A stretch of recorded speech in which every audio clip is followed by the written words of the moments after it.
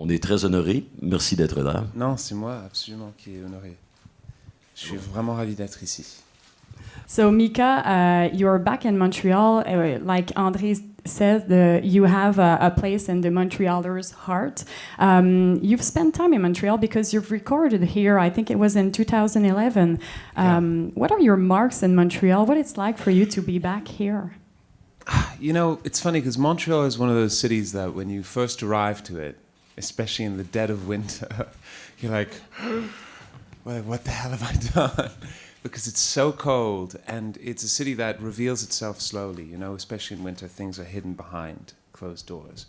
And then very quickly, it's somewhere that kind of found a place in my heart, because I think maybe it's also the fact that my father is American, but he grew up everywhere. I grew up partly in Paris. I speak French.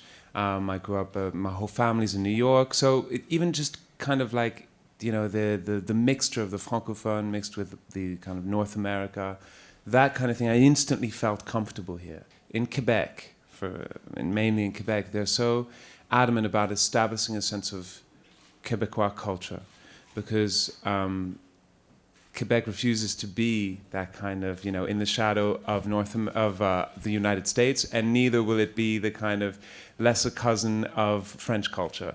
And so therefore it provokes a lot of cultural excellence and a lot of experimentation, which I think we've seen, you know, from cinema now to theater to, you know, like Robert Lepage, one of my biggest heroes, and even in music. So I don't know, it's a kind of place which is, for a creative, is very, very, very welcoming.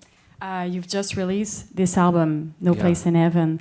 There's a great range of emotion. It's diversified. It's not the same energy at your first album, Life in Cartoon Motion. Tell us about the title. It's kind of dramatic.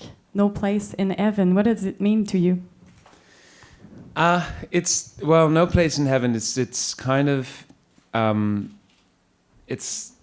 In a way, it makes you wonder why. And it makes you want to know why a guy at 31 years old is saying there's no place in heaven for me, but does it with a big smile.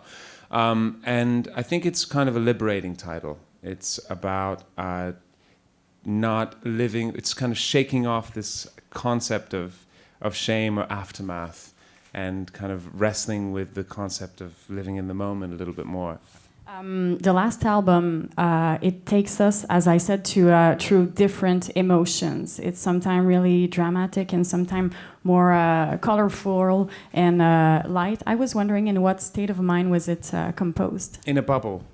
I got a house, rented a house in Los Angeles, and I brought musicians to it. I rented a piano, bought a computer, and we stayed there for 3 months.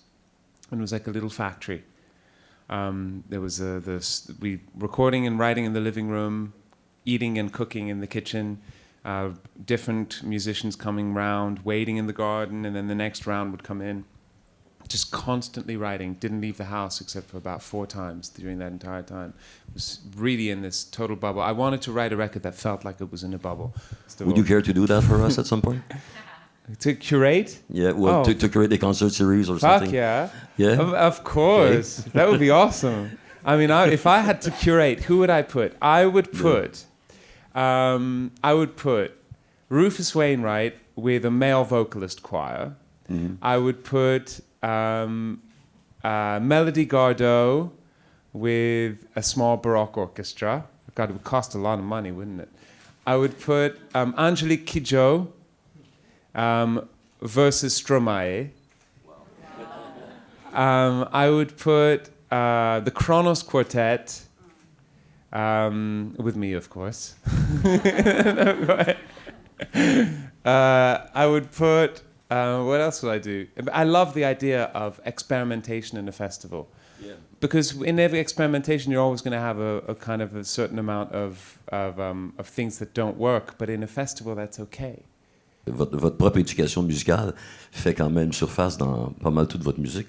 Et c'est fascinant de voir évoluer d'un album à l'autre comme ça. Et quand vous revenez en concert et quand vous faites des trucs exceptionnels comme avec l'orchestre, pour un orchestre, vous aviez pris les percussionnistes de l'orchestre. D'ordinaire, je trouve les percussionnistes d'orchestre beaucoup trop mous pour faire le genre de musique que vous faites avec l'énergie, et pourtant vous les avez fait travailler comme il faut, parce que ça a sorti d'une façon vraiment très, très forte, très appuyée. C'est drôle, pour la percussion, on a eu des conversations très drôles, parce qu'on se disait, mais lui aussi, et on était complètement d'accord que si, par exemple, dans la musique de Stravinsky, le rythme peut être aussi prononcé et aussi dramatique, pourquoi est-ce qu'on ne peut pas prendre cette attitude de faire ça avec Love Today?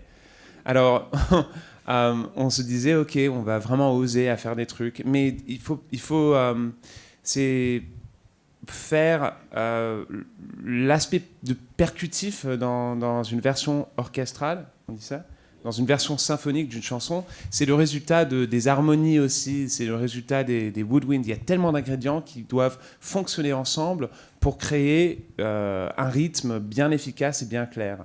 Et donc, avec Love Today, par exemple, quand on l'a fait au concert symphonique, il y avait beaucoup d'atonalité. C'était pas toujours très, très doux. Il y avait toujours un clash. Et donc, rythmiquement, ça fonctionnait.